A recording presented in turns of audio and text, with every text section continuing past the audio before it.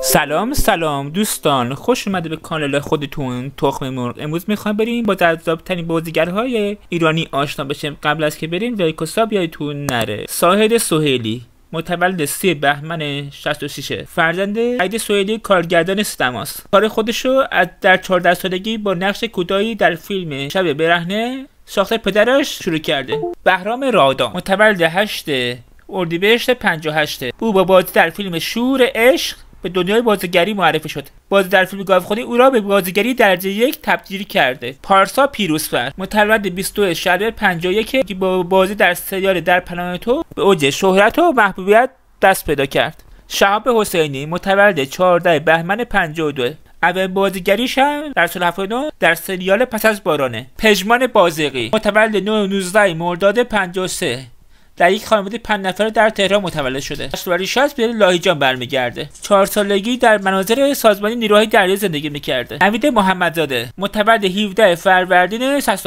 دارای مدرک فوق دیپلم عمران. بازیگری را در کلاس‌های شروع کرده. در سال 86 فعالیت حرفه‌ای نداشته، اما در آن سال در فیلم در میان ابرها شروع به بازی کرده. اشکان خطیبی متولد 19 مهر 58 در شمیرانه، او بازیگر، خواننده، مجری و کارگردانه. در سال 77 در فیلمی به نام دفتری از آسمان ایفای نقش کرد که پخش نشد. پس از آن به تئاتر رو آورد. در سال 78 با ایفای نقش در سریال همسفر به سینما باز میگرده. سام درخشانی متولد 31 ایلول 54 در ولیعصر، او بازیگری در دنیای هنر آموخته. اول سریالش هم شب‌زندگان در سال 78 بوده. سریال‌های دیگرش هم بهشت آبی، مجموعه همسفر، خانه پدری، دلباخته، سال‌های برف و غیره. امیرحسین آرمان متولد 14 آبان 61، وقتی 20 ساله بود در کلاس‌های مرحوم مصطفی اسکوئی بازیگری را یاد گرفت. در سال 83 با معرفی محمد رضا شریفی نیا در فیلم ازدواج به سبک ایرانی بازی کرد. ارسلان قاسمی متولد